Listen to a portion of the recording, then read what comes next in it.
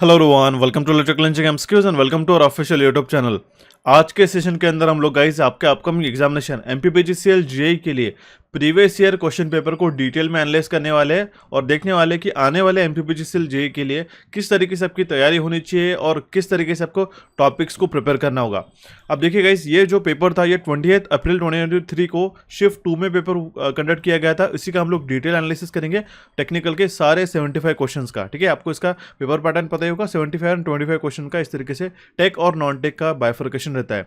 Session को शुरू करने से पहले बताना चाहता हूँ गाइस, अगर आप फर्स्ट टाइम चैनल को विजिट करें तो आज ही इलेक्ट्रिकल इंजीनियरिंग एमसीक्यू चैनल को सब्सक्राइब करके नोटिफिकेशन बेल को क्लिक करके रखिएगा।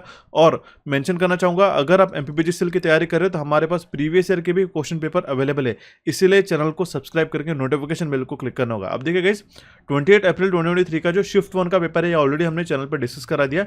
अगर आपने इसका नहीं देखा होगा सेशन तो इसका जो लिंक है आपको डिस्क्रिप्शन बॉक्स में मिल जाएंगे, जिसको आप जाके देख सकते हो।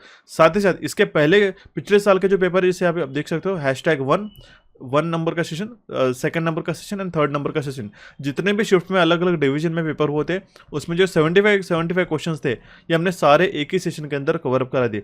इसकी प्लेलिस्ट आपके सहूलियत के लिए ऑलरेडी चैनल पे अवेलेबल है, सो दैट आप सारे एमपीपीजीसीएल के सेशन को अच्छी तरीके से देख सकते हो। ओके, तो ये तो क्लियर हो चुका आपके रिसेंटली प्रीवियस ईयर पेपर्स के कौन से साल में क्वेश्चंस पूछे गए थे उसके लिंक। ठीक है, अभी हमारे पास में 4 ऑलरेडी पेपर हो चुके हैं। आज का जो 5th नंबर का रहेगा एंड शिफ्ट 3 भी आपको जल्दी से जल्दी प्रोवाइड करा दिया जाएगा, इसलिए मैं मेंशन करता हूँ आपको चैनल को सब्सक्राइब करना होगा।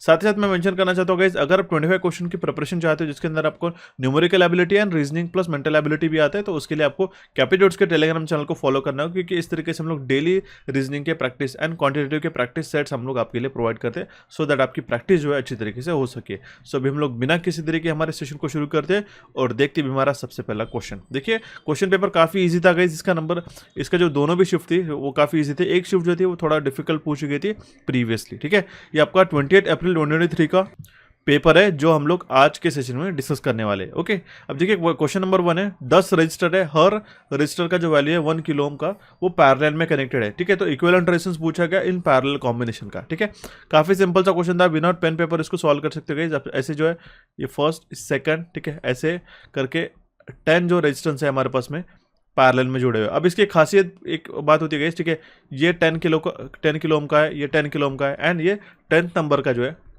ठीक है, 10 किलो ओम का रेजिस्टेंस है। अगर सारे रेजिस्टेंस इक्वली पैरेलल में जोड़े गए तो जितने नंबर ऑफ रेजिस्टेंस है, ठीक है, अगर इसका आर इक्विवेलेंट निकालना होगा, एक सिंगल हमें रेजिस्टेंस निकालना होगा, तो आप लोग क्या करते हैं, आर इक्विवेलेंट मतलब रहेगा, ठीक है, जितना रेजिस्टेंस है, ठीक है, टोटल रेजिस्टेंस, ठीक है, divide by N.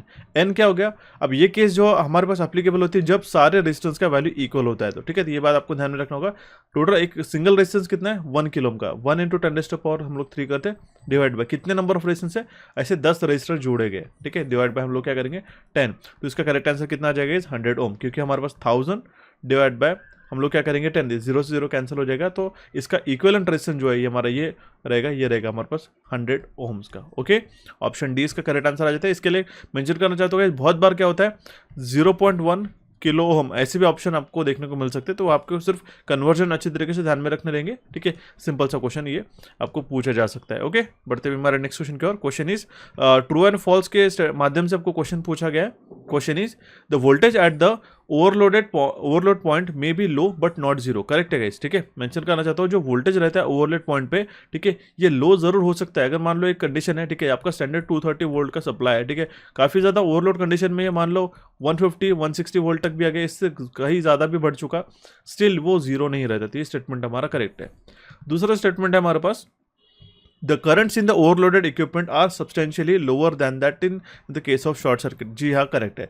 Short circuit case में क्या होता है, ठीक है, कि हमारा कंप्लीट जो है वोल्टेज है वो जीरो हो जाता है, ठीक है, नियरली अगर हम लोग कहे तो, ठीक है, बट जो ओवरलोडेड इक्विपमेंट में है सब्सटेंशियली जो करंट शॉर्ट सर्किट केस में रहता है वो हमारा कम रहता है। ठीक है, मतलब कि शॉर्ट सर्किट कंडीशन में हमारा करंट काफ़ी ज़्यादा रहता है इन केस ऑफ, अगर हम लोग उसको कंपेयर करें ओवरलोडेड कंडीशन में। ठीक है, तो ओवरलोड है, थोड़ा सा हमारा करंट जो है 2 गुना 3 गुना बढ़ जाएगा, लेकिन वो as compared to short circuit की केस वो हमारा कम ही रहता है, इसलिए दोनों स्टेटमेंट हमारे करेक्ट हो जाएगी। ऑप्शन बी इसका करेक्ट आंसर आ जाएगा। नेक्स्ट क्वेश्चन इज, यहाँ पे हमारे पास में कैरेक्टरिस्टिक्स बताई गई है, जहाँ पे एक डीसी सीरीज मोटर के कैरेक्टरिस्टिक्स है, यहाँ पे हमें एक्स और वाई एक्सिस के जो लेजेंड्स या फिर इंडेक्सेस है वो बताए नहीं गए, ठीक है। तो एक्स और वाई एक्सिस पे कौन से हमारे पास ये वैल्यूज रहेंगे, ठीक है, कौन से पैरामीटर रहेंगे, ये हमें पूछा गया। अब देखिए, अगर हम उसको ऑब्जर्व करते हैं डीसी सीरीज मोटर को, तो वाई एक्सिस पे, ठीक है, हमें पूछा गया, तो वाई एक्सिस पे हमारा रहता है टॉर्क, ठीक है, एंड यहाँ पे रहता है हमारे पास में आर्मेचर करंट। ये हमने किस तरीके से पता कर लिया, ठीक है, क्योंकि ये जो कैरेक्टरिस्टिक्स है डीसी सीरीज मोटर की, टॉर्क वर्सेस आर्मेचर कैरेक्टरिस्टिक्स की, टॉर्क वर्सेस आर्मेचर करंट की कैरेक्टरिस्टिक्स है, कुछ इस तरीके से हमें देखने को मिलती है। और वही अगर हम डीसी सीरीज मोटर के स्पीड टॉर्क की कैरेक्टरिस्टिक्स की बात करते हैं, तो ये होता है हमारे पास में स्पीड और ये होता है हमारे पास में टॉर्क, ठीक है, इनवर्स ये रहता है, ठीक है। तो ये आपको ध्यान में रखना होगा। और इसी के साथ हमारे पास में जो स्पीड वर्सेस आर्मेचर करंट की भी सेम कैरेक्टरिस्टिक्स हमें देखने को मिलती है, लेकिन यहाँ पे ये टॉर्क वर्सेस आर्मेचर करंट की कैरेक्टरिस्टिक्स है, जहाँ पे अगर एक्स एक्सिस पूछ जाता तो आपका आर्मेचर करंट करेक्ट आंसर होता, लेकिन यहाँ पे वाई एक्सिस पूछा गया तो हमारा टॉर्क आंसर करेक्ट हो जाएगा, ऑप्शन ए, ठीक है। बढ़ते हुए हमारे नेक्स्ट क्वेश्चन की ओर। Question is again very simple question पूछा गया था, ये देखिएगा। The dependent source in the following diagram is dash, ठीक है। यहाँ पे एक सर्किट डायग्राम बताया गया है, यहाँ पे हमारे पास वोल्टेज सोर्स है, एक रजिस्टर है, ठीक है, यहाँ पे एक हमारे पास इंपेडेंस है, ठीक है, इंपेडेंस है वो रजिस्टर हम लोग कुछ भी कह सकते हैं क्योंकि यहाँ पे मेंशन नहीं है। और यहाँ पे हमारे पास है डिपेंडेंट सोर्स। अभी हम लोग इसको डिकोड करते हैं तो यहाँ पे हमारे पास में एरो, अगर एरो है तो ये हमारे पास करंट सोर्स है, ठीक है।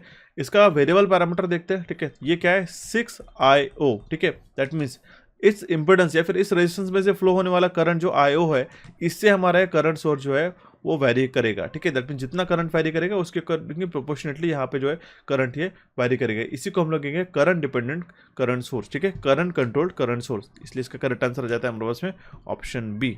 ओके, सिंपल है। आपके पास चार्ज डिपेंडेंट सोर्सेज रहते हैं, voltage dependent, voltage control voltage source, voltage controlled, देखिए यहाँ पे ऑलरेडी मेंशन किया है, voltage control voltage source, voltage controlled current source, current controlled current source and current controlled voltage source. Okay, तो इसका correct answer है हमारे पास ऑप्शन बी। ये आपको चारों भी आपको केसेस पता होने चाहिए क्योंकि बहुत बार इससे क्वेश्चन बनता है, ठीक है।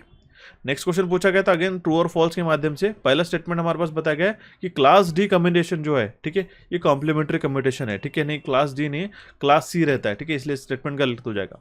क्लास एफ कम्बिनेशन ये हमारा नेचुरल कम्बिनेशन है, जी हाँ।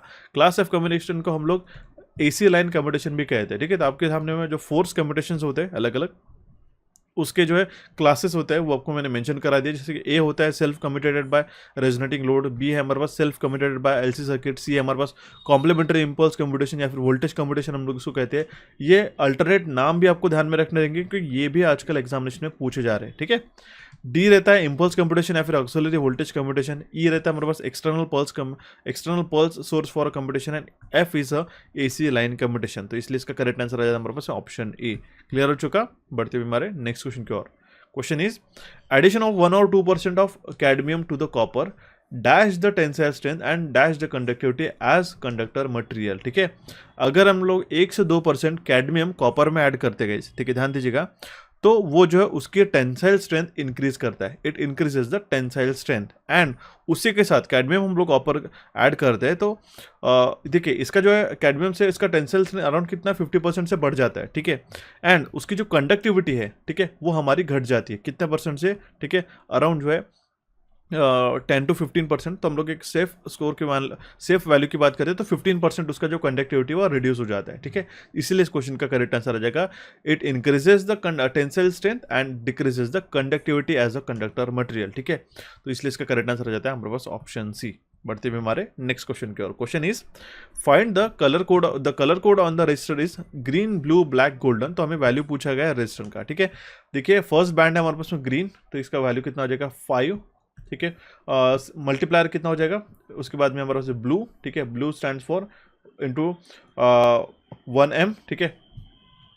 देखिए यहाँ पे सेकंड कलर हमने चूज कर लिया। देखिए फिर से एक बार मेंशन कर देता हूँ गाइस, फर्स्ट बैंड का कलर है हमारे पास में ग्रीन, तो ग्रीन के लिए हो जाएगा हमारे पास में 5, ये होता है हमारे पास फर्स्ट डिजिट, ठीक है। सेकंड डिजिट क्या रहेगा हमारे पास में ब्लू, ठीक है, ब्लू के लिए हमारा सेकंड डिजिट रहेगा 6, ठीक है। देन हमारा 10 का पावर रहेगा, ठीक है, हमारे पास 10 का पावर रहेगा थर्ड बैंड पे, ये हमारे पास ब्लैक 10 का पावर रहेगा 1, ठीक है। और यहाँ पे जो गोल्डन कलर की स्ट्रिप है ये हमारे टॉलरेंस बताता है, ठीक है।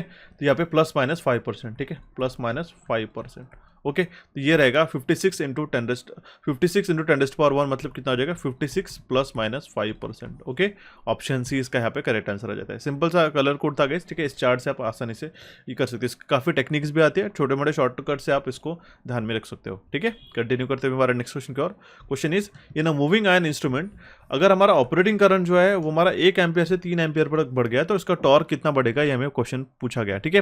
मूविंग आयन इंस्ट्रूमेंट में जो हमारा डिफ्लेक्शन टॉर्क रहता है गाइस, ठीक है, वो किस तरीके से बताया जाता है 1/2 इंटू I² DL बाय, ठीक है, जी थीटा, ठीक है। इसी का मतलब कि जो टॉर्क है हमारे पास में डिफ्लेक्शन टॉर्क के डायरेक्टली प्रोपोर्शनल है स्क्वायर ऑफ करंट से, ठीक है।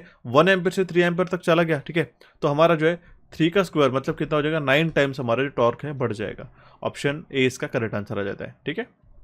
Next question is a coil with a self inductance of 5 Henry is coupled with another coil of having self inductance of 20 Henry in a such way that the mutual inductance is 8 Henry. Find the coefficient of coupling. इसके लिए आपको formula पता होना चाहिए। Mutual inductance जो है किस तरीके से एक्सप्रेस करते हैं, m is equals to k multiplied by under root of L1 into L2, ठीक है। यहाँ में पूछा गया coefficient of coupling, that means हमें k का वैल्यू पता करना है, ठीक है। तो k का वैल्यू पता करने के लिए हम लोग क्या करेंगे, m का वैल्यू कितना है, म्यूचुअल इंडक्टेंस कितना है हमारे पास में 8 डिवाइड बाय हम लोग क्या करेंगे अंडर रूट ऑफ 5 इंटू 20। इस कंप्लीट इक्वेशन का आंसर आता है हमारे पास 0.8। ऑप्शन डी इसका करेक्ट आंसर आ जाता है। सिंपल सा क्वेश्चन था। तो the next question is in a 2 wire DC transmission line, 2 wire DC transmission में जो लूप रेजिस्टेंस है हमारे पास में वो अगर हमारे पास में 80 ओम्स का आ रहा है, ठीक है, तो रेजिस्टेंस ऑफ सिंगल कंडक्टर का पूछा गया, बट ऑब्वियस है इसका डिवाइड बाय 2 करेंगे, इसका करेक्ट आंसर आ जाता है हमारे पास में ऑप्शन ए, ठीक है। तो ये काफी सिंपल सा क्वेश्चन था गाइस, ठीक है। एक थोड़ा सा पॉज लेके आपको मैं मेंशन करना चाहता हूँ गाइस, अगर आप चाहते हो कि आपको एमपीपीजी सेल के टॉप मोस्ट इंपॉर्टेंट एमसीक्यूज का सेट चाहिए तो जरूर मुझे कमेंट बॉक्स में कमेंट कीजिएगा, ठीक है। I will definitely try to make for you as well, okay. Next question है हमारे पास में the value of a forward current gain of a power transistor is approximately dash, ठीक है। हमें पूछा गया फॉरवर्ड करंट गेन जो है पावर ट्रांजिस्टर का वो अप्रोक्सीमेटली कितना रहता है, ये रहता है 0.95 से लेके हमारा 0.99 के बीच में, ठीक है। ऑप्शन डी इसका यहाँ पे करेक्ट आंसर आ जाता है। So the next question is consumption of a 2300 watt energy in an 1 hour is measured with a 230 revolutions of meter disk in an energy meter, ठीक है। अगर 2300 वाट एनर्जी 1 घंटे में कंज्यूम हो रही है, ठीक है, तो वो 230 रिवॉल्यूशंस करता है, ठीक है, मीटर, एक एनर्जी मीटर की बात करें हम लोग तो, ओके। उस केस में हमारे पास पूछा गया कि कैलकुलेट मीटर कांस्टेंट। अगर हम लोग मीटर कांस्टेंट का फॉर्मूला देखते गए तो वो क्या होता है हमारे उसमें number of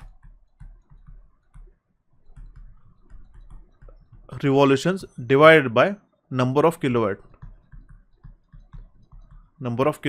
in 1 hour, okay. तो कितने नंबर ऑफ रिवॉल्यूशंस कर रहे हैं गाइस, ठीक है, वो है हमारे पास 230, ठीक है, divide by number of kilowatt in 1 hour. 2300 watt मतलब क्या हो जाएगा 2300 वाट मतलब 2.3 किलो वाट, डिवाइड बाय हम लोग क्या करेंगे, सिंपल है 2.3, ठीक है। तो 230 डिवाइड बाय हमारे पास डिवाइड बाय 2.3 हो जाएगा हमारे पास 100, ठीक है, रिवॉल्यूशन पर किलोवाट आवर। ऑप्शन सी इसका यहाँ पे करेक्ट आंसर हो जाएगा इसका, ठीक है। काफी सिंपल सा क्वेश्चन था, लेकिन सिर्फ आपको एक मीटर कांस्टेंट का फॉर्मूला पता होना चाहिए, नंबर ऑफ रिवॉल्यूशन कितने हो रहे हैं 230 रिवॉल्यूशन हो रहे हैं, और कितने किलोवाट कंज्यूम हो रहे हैं एक सिंगल आवर में, तो 2300 वाट कंज्यूम हो रहे हैं, इसी का मतलब 2.3 किलोवाट कंज्यूम हो रहे हैं 1 घंटे के अंदर, इसलिए इसके फॉर्मूला इसका जो वैल्यू निकल गया 100 रिवॉल्यूशन पर kilowatt hour. Option C will be the correct answer in this case, ठीक है। ये आपको 2 मिनट का पॉज लेके मेंशन करना चाहता हूँ गाइस, अगर आप एमपीपीजी सेल के लिए तैयारी करना चाहते हो गाइस तो इलेक्ट्रिकल इंजीनियरिंग एमसीक्यूज के एप्लीकेशन को आज ही डाउनलोड करके कंप्लीट थ्योरी एमसीक्यूज और कॉन्सेप्ट्स को आज से ही प्रिपरेशन करना शुरू कर दो, क्योंकि अभी हमने रिसेंटली एमपीपीजी सेल का लेटेस्ट कोर्स, रिकॉर्डेड कोर्स और विथ लाइव गाइडेंस के साथ में हमने आपके लिए प्रेजेंट किया हमारे एप्लीकेशन के ऊपर, ठीक है। तो काफी कॉम्प्रिहेंसिव वे में आपकी 75 क्वेश्चन की तैयारी करा रही as per the latest examination syllabus pattern, ठीक है। तो आपको इसको ज्वाइन करने के लिए अगर कोई भी क्वेरी आती है तो इस नंबर पे आप व्हाट्सएप जरूर कर सकते हो, और अगर आप चाहते हो कि आपकी जो नॉन टेक्निकल की तैयारी हो, चाहे वो क्वांटिटेटिव एप्टीट्यूड हो, तो उसके लिए आपको कैपिट्यूड्स के एप्लीकेशन को डाउनलोड करना होगा, जहाँ पे आपको क्वांटिटेटिव एप्टीट्यूड के जो 5 क्वेश्चन बनते हैं गाइस, ठीक है, उसको आप काफ़ी अच्छे तरीके से क्लियर कर सकते हो। सारी न्यूमेरिकल एबिलिटी का कोर्स हमने ऑलरेडी प्रोवाइड करके रखा है, रीजनिंग के कोर्स को आप एनरोल कर सकते हो अगर आप चाहते हो तो डेडिकेटली। इसके साथ आपका जनरल नॉलेज कंप्लीट हम लोग प्रिपेयर करा रहे हैं आपके लिए, ठीक है, एंड आपका जो है जनरल इंग्लिश कंप्लीट आपका प्रिपेयर हो जाता है, क्योंकि ये सारे सब्जेक्ट आपको 25 क्वेश्चन में पूछे जाते हैं, ठीक है। एंड रही बात हमारे पास पावर सेक्टर की, तो हम लोग आपको डेडिकेटली सेशन जो उसका प्रोवाइड करा देंगे। इसी के साथ आपकी कंप्लीट 100 क्वेश्चन की तैयारी एक ही प्लेटफॉर्म पर हो जाती है, ठीक है। कोई भी क्वेरी आती है तो गए नंबर पे आप व्हाट्सएप जरूर कर सकते हो गाइस। ओके, कंटिन्यू करते हैं अभी हमारे सेशन को। क्वेश्चन है हमारे पास में, which of the following parts of a thermal power plant is not involve in the coal handling. ठीक है, कोल हैंडलिंग के केस में जो है यहाँ पे कंडेंसर का इस्तेमाल नहीं होता। ठीक है, मैग्नेटिक सेपरेटर हो गया, बॉल मिल हो गया, ठीक है, क्रशर हो गया, ये सारे कोल हैंडलिंग प्लांट के अंदर हमारे पास में इंक्लूड होते हैं। ठीक है, कोल स्टोरेज कोल हैंडलिंग प्लांट के अंदर रहते हैं। ठीक है, बॉल मिल में क्या होता है गाइस, इसको सेपरेट पाउडरिंग के लिए जो है इसका इस्तेमाल होता है guys. Okay, and magnetic separator भी रहता है, क्रशर। ठीक है, ये सारी चीज़ें कोल स्टोरेज और कोल हैंडलिंग प्लांट में इंक्लूड होती है, लेकिन कंडेंसर जो है कोल हैंडलिंग प्लांट का, कोल हैंडलिंग यूनिट का हमारा एक कोई पार्ट नहीं है। ओके, इसलिए इसका करेक्ट आंसर आता है हमारे पास में ऑप्शन डी। चलिए बढ़ते हुए हमारा नेक्स्ट क्वेश्चन की ओर। Question is, an overhead line has a 3 units in the string of an insulator if the voltage across top unit, middle unit and bottom unit are 6, 8 and 10 kilowatt. ठीक है, अब देखिए तीन, अगर हम लोग स्ट्रिंग एफिशिएंसी की बात करते हैं, first unit, second unit and third unit पे, और यहाँ पे आता है हमारे पास में कंडक्टर। ठीक है, तो यहाँ पे टॉप यूनिट का जो वोल्टेज है 6 किलोवाट है। ठीक है, मिडल यूनिट का 8 किलोवाट एंड अगर हमारे पास बॉटम यूनिट का 10 किलोवाट। तो हमें स्ट्रिंग एफिशिएंसी पूछी गई। स्ट्रिंग एफिशिएंसी का फॉर्मूला क्या होता है guys, eta will be equals to, ठीक है, total voltage divide by N. N number मतलब कितने डिस्क वहाँ पे लगाया गया, मल्टीप्लाइड बाय वी एन, जो नियरेस्ट टू द कंडक्टर का जो वोल्टेज रहता है वो हमें यहाँ पे रखना पड़ता है। ठीक है, तो टोटल वोल्टेज कितना है हमारे पास, 6 + 8 + 10 डिवाइड बाय एन, मतलब तीन डिस्क है यहाँ पे, 1, 2 एंड 3, मल्टीप्लाइड बाय हम लोग करेंगे वी एन से। ठीक है, दैट मीन्स जो nearest to the conductor voltage है हमारे पास 10 किलो वोल्ट है, राइट। तो हम लोग ऐसे 10 से इसको ये करते हैं। ठीक है, तो 6 + 8 will be equals to 14 + 10 will be equals to 24 divide by 3 × 10। ठीक है, तो यहाँ पे आ जाएगा 30, या फिर हम लोग डायरेक्टली 3 × 10 करते हैं, 3 × 10 विल बी यहाँ पे आ जाएगा 8 जा। ठीक है, 8 divide by 10 will be equals to 80%। Option A इसका करेक्ट आंसर रहता है 0.8 × 100। ठीक है, अगर हमारे पास परसेंटेज में वैल्यू गिवन है तो इसका करेक्ट आंसर आ जाता है हमारे पास ऑप्शन ए। क्लियर है, सिंपल सा क्वेश्चन था। नेक्स्ट क्वेश्चन इज, एक 250 ओम का रेजिस्टर है जिसमें 20 मिली एम्पीयर का करंट आ रहा है, वोल्टेज ड्रॉप कितना होगा उसके अक्रॉस में पूछा गया। इस काफी सिंपल है। ठीक है, यहाँ पे वोल्टेज ड्रॉप बताया गया, बट लेकिन एज पर द पेपर यहाँ पे यूनिट जो है वाट में मेंशन किए गए। सिंपल है, हमारा जो पावर ड्रॉप निकल के आ जाएगा 250 ओम्स इंटू 20 मिली एम्पेयर, मतलब 20 × 10⁻³ ठीक है, तो इसका करेक्ट आंसर आ जाता है हमारे पास में 5 watt. Option B will be the correct answer in this case. ठीक है, यहाँ पे भी करेक्शन हो सकता है। Next question is, which are the following statement is incorrect for SCR. Silicon control rectifier के लिए इनमें से कौन सा स्टेटमेंट इनकरेक्ट है पूछा गया। काफी सिंपल सा पेपर था गाइस, रिसेंटली भी जो प्रीवियस ईयर में पूछा गया था। क्वेश्चन है हमारे पास में, इसका करेक्ट आंसर होगा option D, it is made up of germanium of silicon. ये स्टेटमेंट पूरा गलत है। ठीक है, it is made up of germanium of silicon, which is wrong. ठीक है, after triggering gate signal can be remove, correct है। आपको पता होगा कि सिलिकॉन कंट्रोल रेक्टिफायर में गेट प्रेजेंट रहता है। ठीक है, इसको टर्न ऑन करने के लिए हम लोग इसको पल्स देते हैं। ठीक है, ये हो गया एनोड और ये होगा हमारा कैथोड। ठीक है, तो गेट का सिग्नल अगर हमने इसको टर्न ऑन होने के बाद भी निकाल दिया तो भी चल जाता है। ठीक है, ये एक यूनिडायरेक्शनल डिवाइस है, करेक्ट है। ये 3 टर्मिनल PNPN डिवाइस है, ये भी स्टेटमेंट करेक्ट है। तो ऊपर की तीनों ऑप्शन करेक्ट है, ऑप्शन डी हमारा इनकरेक्ट स्टेटमेंट हो जाएगा। ठीक है, देखते हैं हमारा next question. Question is, lamp efficiency किसमें एक्सप्रेस की जाती है, ल्यूमेंस पर वाट में। ऑप्शन डी इसका करेक्ट आंसर रहता है। 2 क्वेश्चन आपको डेफिनेटली एक्सपेक्टेड है इस साल भी पूछे जाने के लिए, इसलिए आपको हमारा जो यूट्यूब पे सेशन है इल्यूमिनेशन का, ये अच्छी तरीके से जाके देखना होगा। सारे क्वेश्चन एंड कॉन्सेप्ट हमने एक ही सेशन के अंदर कवर करा दिए। ठीक है, option D will be the correct answer in this case. चलिए बढ़ते हैं हमारे नेक्स्ट क्वेश्चन की ओर। Question is, determine the amount of charge stored on a 5 microfarad capacitor when it is connected to the 12 volt battery. ठीक है, Q = C × V। ठीक है, ये आपको फॉर्मूला पता होना चाहिए, Q = CV, राइट। तो चार्ज अगर हमें निकालना होगा तो Q will be equal to क्या हो जाएगा, कैपेसिटेंस कितना है हमारे पास में 5 माइक्रोफैराड, 5 × 10⁻⁻6 × V। टोटल वोल्टेज कितना है हमारे पास में 12, 5 × 12 विल बी इक्वल टू 60। ठीक है, माइक्रो किलो। ऑप्शन बी इसका करेक्ट आंसर आता है। Next question is, transfer characteristics of a power MOSFET shows the variation of dash as a function of dash. ठीक है, तो ट्रांसफर कैरेक्टरिस्टिक्स की आपको प्लॉटिंग ही किसके बीच में होता है, कौन से 2 वैल्यू के बीच में होता है, यही अगर आपको पता हो तो इसका करेक्ट आंसर आप आसानी से मार्क कर सकते हो। ठीक है, तो जो ट्रांसफर कैरेक्टरिस्टिक्स रहती है पावर मोस्टेट की, ये ड्रॉ की जाती है between the drain current as a function of gate to source voltage. Option D इसका करेक्ट आंसर आता है। ठीक है, drain current versus gate to source voltage. Option D will be the correct answer in this case. और अगर आपको session पसंद आ रहा है तो चैनल को जरूर सब्सक्राइब कीजिएगा, इस काफ़ी हमें मोटिवेशन हो और इससे हेल्प मिलती है। Okay, question is which of the following is not a commonly used localise capacitance method for medium transmission line. Medium transmission line के लिए इनमें से कौन सा एक लोकलाइज कैपेसिटेंस मेथड नहीं है? ठीक है, तो उसका करेक्ट आंसर आ जाएगा हमारे पास option B which is nominal Z method, nominal T method. ठीक है, एंड कंडेंसर मेथड है, नॉमिनल पाई मेथड, ये वैलिड मेथड्स होती है। ठीक है, बट ये कोई भी ऐसी नॉमिनल जेड मेथड कोई भी commonly use localize capacitance method नहीं है for medium transmission line. Okay, option B इसका करेक्ट आंसर आ जाता है। Next question is current calculate करने के लिए पूछा गया 8 ओम रेजिस्टेंस में से, ठीक है, इन द फॉलोइंग सर्किट।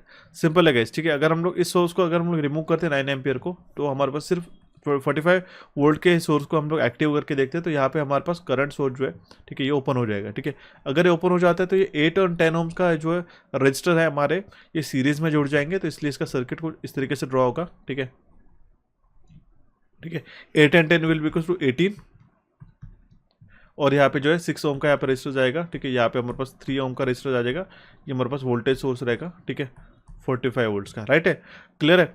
तो यहाँ पे 18 अगर हम लोग बात करते हैं, 18 और 6 ये हमारे पास में पैरेलल में, तो ये हो जाएगा 18 into 6 divide by 8 plus 6 plus 18 which is 18 into 6 divide by 8 plus 6 will be equal to 24। ठीक है, 3 2 जा 6, 3 8 जा 24, ये आ जाएगा 1 जा, आ जाएगा 4 जा। ठीक है, 18 divide by 4 will be equal to, यहाँ पे आ जाएगा हमारे पास में 4.5 वैल्यू। ठीक है, यह आ जाएगा 4.5। कहाँ तक क्या हमने इक्विवेलेंट निकाला है इसका। ठीक है, अगर हम लोग इसको यहाँ पे इसमें इसके साथ ऐड करते हैं तो टोटल करंट हम लोग कैलकुलेट कर सकते हैं। ठीक है, तो यहाँ पे मैं इरेज कर देता हूँ गाइस। ठीक है, समझने की कोशिश कीजिएगा। अब देखिए यहाँ पे हमारे पास में जो टोटल इक्विवेलेंट रेजिस्टेंस निकल के आया 4.5 ओम्स। ठीक है, इसको हम लोग हटा के डायरेक्टली एक सिंगल रेजिस्टेंस यहाँ पे मेंशन करते हैं। सी 4.5 ओम, देखिए 4.5 एंड 3 इसका अगर हम लोग टोटल एडिशन कर लेते, ठीक है, तो ये आ जाएगा हमारे पास में 7.5 ओम्स। ठीक है, टोटल वोल्टेज है हमारे पास 45 वोल्ट, डिवाइड बाय 7.5 करते तो इसका करेक्ट आंसर आ जाएगा 6 एम्पियर। ठीक है, मतलब कि क्या, अगर हमने सिर्फ 45 वोल्ट का, इसको अभी आप भूल जाइएगा, 45 वोल्ट का सोर्स को कंसिडर करते हुए टोटल करंट कितना आ रहा है हमारे पास में 6 एम्पियर। ठीक है, तो यहाँ से जो मेन करंट फ्लो हो रहा है हमारे पास में, इसमें से 2 ब्रांचेस जा रही है, एक तो यहाँ पर और एक यहाँ सेट है। तो 8 ओम्स का अगर वैल्यू करने के लिए अगर हम इसका वैल्यू निकालते हैं, इसको अगर हम लोग कंसिडर करते हैं I1, ठीक है, तो उस केस में हमारे पास में जो रेजिस्टेंस यहाँ पे निकलेगा वो हमें कंसिडर करना पड़ेगा हमें 6। ठीक है, क्योंकि हम लोग, हमारा जो करंट डिवीजन रूल हमें क्या कहता है, अपोजिट का लेना रहता है। ठीक है, तो 6 डिवाइड बाय क्या हो जाएगा, इन दोनों का एडिशन 18 प्लस 6, ठीक है, मल्टीप्लाइड बाय टोटल करंट कितना है हमारे पास में 6। ठीक है, तो इसको अगर हम लोग सॉल्व कर लेते तो इसका जो वैल्यू निकल के आएगा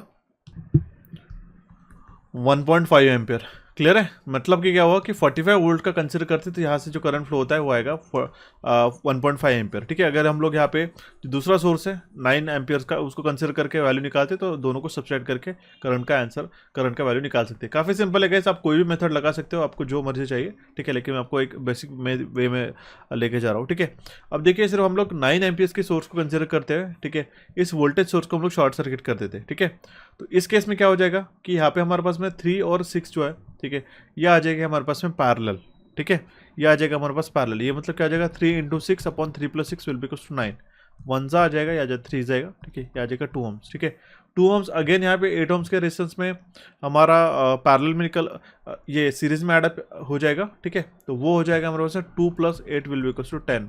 अगेन ये 10 इसके पैरेलल में आ जाएगा 10, तो 10 पैरेलल 10 होता है हमारे पास में। ठीक है, 5 ओम्स। ओके, सिंपल है, या फिर डायरेक्टली इसको पैरेलल करने की भी जरूरत नहीं, मैं आपको सर्किट ड्रॉ करके दिखा देता हूँ गाइस। ठीक है, आप डायरेक्टली यहाँ पे भी कर सकते हो। 9 एम्पियर का करंट सोर्स आया। ठीक है, यहाँ पे 10 ओम का रेजिस्टेंस है। ठीक है, यहाँ पे कितना हमारे पास में आ जाएगा, यहाँ पे 10 ओम का रेजिस्टेंस आएगा। ठीक है, बट ऑब्वियस है इसको, इसमें से करंट जो फ्लो होगा, ठीक है, यहाँ से वो तो सेम ही रहेगा, क्योंकि हमें ये साइड के करंट चाहिए, ठीक है। तो ये भी हमारे पास 10 ओम का रेजिस्टेंस आ गया, ठीक है। तो यहाँ पे हम लोग CDR लगाएंगे तो दोनों इसमें जो है करंट इक्वल फ्लो होगा, ठीक है, क्योंकि बट ऑब्वियस है यहाँ पे हमारे पास में करंट जो है 9 एम्पियर का जो बट रहा है वो 10 एम्पियर 10 ओम और 10 ओम, इसमें से दोनों रेजिस्टेंस इक्वल होने के कारण इसमें से 4.5 एम्पियर का करंट फ्लो होने वाला है, ठीक है। तो इस साइड से सोर्स से हमारा जो करंट फ्लो हो रहा है, ठीक है, वो है हमारे पास 4.5 एम्पियर, और इस साइड से जो हमारे पास करंट आ रहा है वो हमारे पास 1.5 एम्पियर। दोनों का सब्सट्रैक्शन करते तो आंसर निकल के आता है 3 ampere.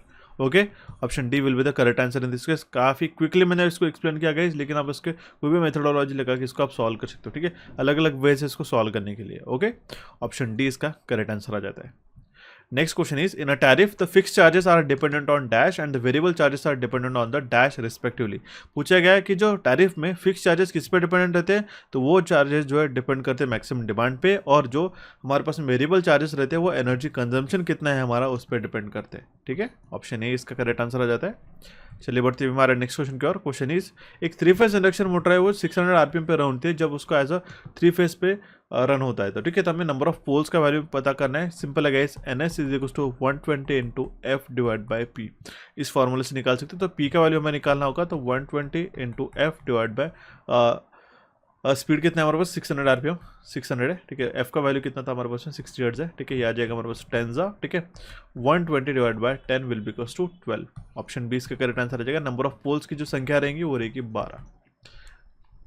Next question is, the state true और false for the following statement related to the power generation, ठीक है। यहाँ पे बताया गया लोड फैक्टर जो हमेशा ग्रेटर दैन यूनिट रहते हैं, गलत है। डाइवर्सिटी फैक्टर उल्टा बताया गया, लेस दैन यूनिट है। दोनों भी स्टेटमेंट गलत है गाइस, ठीक है। मैं आपको बहुत बार कह चुका है रिसेंट सेशन में कि इकोनॉमिक्स ऑफ पावर जनरेशन ये सेशन से हमेशा हर एग्जामिनेशन में 2 से 3 क्वेश्चन बनते ही बनते हैं, ठीक है। और ये अभी तक प्रूव भी होते आ रहा है। तो ये सेशन जरूर जाके यूट्यूब पर देखिएगा, इकोनॉमिक्स ऑफ पावर जनरेशन का है, उसी से आपको ये क्लियर हो जाएगा what is load factor, diversity factor, demand factor. Load factor जो है हमारे हमेशा लेस देन 1 रहता है एंड डाइवर्सिटी फैक्टर हमेशा ग्रेटर देन 1 रहता है, ठीक है। क्योंकि डाइवर्सिटी फैक्टर का रेशियो रहता है सम of individual maximum demand divided by the maximum demand on the power system. ये अभी मैं आपको क्विकली बता रहा हूँ, ठीक है। प्रीवियस ईयर पेपर्स को एनालाइज करने का ये मतलब होता है हमारे पास कि उसके डिटेल आंसर को पढ़ के उसको रटना बिल्कुल भी नहीं है, लेकिन कौन से कॉन्टेक्स्ट में कितना डेप्थ तक कौन से टॉपिक से आपको क्वेश्चन पूछ चुके थे ये आपको नोट डाउन करना रहता है। एंड साथ ही साथ जो आपको मैं टाइम टू टाइम जो चीज़ें बताता हूँ इंपॉर्टेंट, कि आपको कौन से सेशन देखने हैं, कौन सी चीज़ों के ऊपर फोकस करना, वो आप नोट डाउन कीजिएगा। ये सही मतलब होता है प्रीवियस ईयर पेपर्स को एनालाइज करने का, ठीक है, जिससे आपको काफ़ी फायदा होगा आपके आने वाले एग्जामिनेशन के लिए, ठीक है। चलिए बढ़ते हुए हमारे नेक्स्ट क्वेश्चन की ओर। Question is, the contact of air switches are opened in a dash and that of the oil switches are opened in a dash respectively, ठीक है। तो जो एयर स्विचेस के एयर में ओपन होते हैं एंड जो ऑयल रहते हैं गाइस ऑयल स्विचेस में वो ऑयल में ओपन होते हैं, ठीक है। सिंपल सा क्वेश्चन था, ऑप्शन बी इसका करेक्ट आंसर आता है। सेल्फ एक्सप्लेनेटरी क्वेश्चन था गाइस, ठीक है। सीधा सीधा पूछा गया जो कॉन्टैक्ट रहते हैं एयर स्विचेस के वो कहाँ पे ओपन हो गए, एयर में ओपन हो गए, और जहाँ पे हमारे पास ऑयल इमर्स्ड है, ठीक है, तो वो जो स्विचेस है उसके जो कॉन्टैक्ट्स वो ऑयल में इमर्स्ड रहेंगे, ठीक है। तो यही क्वेश्चन पूछा गया था, ऑप्शन बी इसका करेक्ट आंसर है। नेक्स्ट क्वेश्चन इज, एक फ्यूल है, a fuel with a total energy of 11,000 kilo joule is used by 1,000 kilowatt engine, how much energy is lost if the engine Burns all the fuel in 10 second, ठीक है।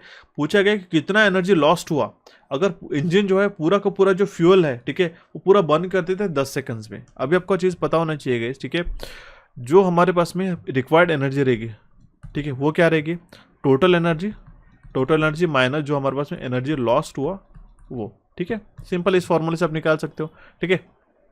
जो required energy रहेगी वो रहेगी हमारा power into time, ठीक है। अब हमारे पास जो पावर था वो था हमारे पास 1000 किलोवाट का, ठीक है। एनर्जी थी हमारे पास में 11,000 किलो जूल की, ठीक है।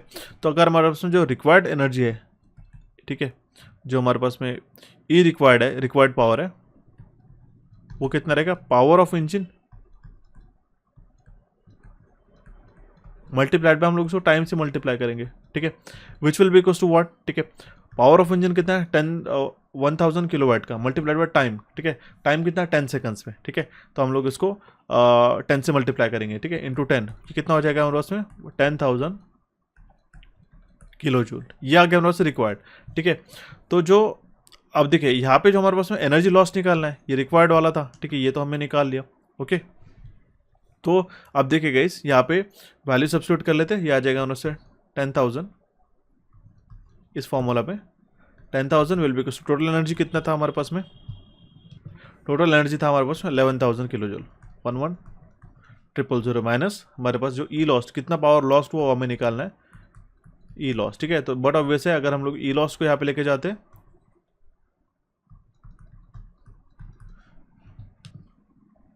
और यहाँ पे हम लोग वैल्यू सब्स्टिट्यूट कर रहे हैं 10,000 का, तो हमारे पास में 1000 किलो जूल इसका करेक्ट आंसर आ जाएगा। सिंपल सा क्वेश्चन था guys, option A will be the correct answer in this case. ठीक है, कोई भी इसमें आपको कंसर्न लेने की जरूरत नहीं थी। अगर आपको बेसिक फंडामेंटल भी क्वेश्चन क्लियर करेक्ट या फिर आपको मैं कहना चाहूँगा बेसिक फंडामेंटल भी अगर आपके क्लियर होते तो भी आप इसको काफ़ी आसानी से सॉल्व कर सकते हो। ठीक है, बहुत बार क्या होता है छोटे छोटे सिली मिस्टेक्स में, एक बात ध्यान में रखिएगा, जितना पेपर आपको ईजी लगेगा उतना ही सबसे ज़्यादा उसमें चांसेस होते हैं सिली मिस्टेक्स होने के। ठीक है, क्योंकि हम लोग उसको टेकन फॉर ग्रांटेड ले लेते कि हमें पेपर तो ये जम जाएगा और पेपर हमारा ये हो जाएगा, बट ऐसा बिल्कुल भी नहीं होता है। तो ज़रूर आपको ध्यान से इस क्वेश्चन को सॉल्व करना रहता है। ठीक है, बढ़ते हुए हमारे नेक्स्ट क्वेश्चन की ओर। क्वेश्चन में हमारे पास में बाइपोलर एचवीडीसी ट्रांसमिशन सिस्टम में dash 6 pulse converter are connected in a series on the DC side. ठीक है, तो जो बाइपोलर एचवीडीसी सिस्टम में होते हैं तो ऐसे 2 6 पल्स कन्वर्टर जो है सीरीज में कनेक्टेड रहते हैं डीसी साइड में। तो ध्यान दीजिएगा ऑप्शन बी इसका करेक्ट आंसर है। ये स्टेटमेंट जो है डायरेक्टली थ्योरी के कॉन्सेप्ट जो होते हैं, ठीक है,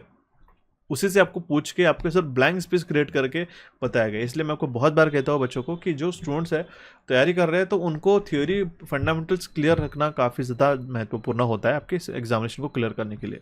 फिलहाल इस क्वेश्चन का करेक्ट आंसर है हमारे पास में option B. Next question is for a motor load having a capacity of less than 10 HP the demand factor should be dash. ठीक है, मोटर लोड के लिए अगर इसका जो कैपेसिटी है 10 HP से कम है तो डिमांड फैक्टर कितना होना चाहिए 0.75। ऑप्शन बी इसका करेक्ट आंसर है।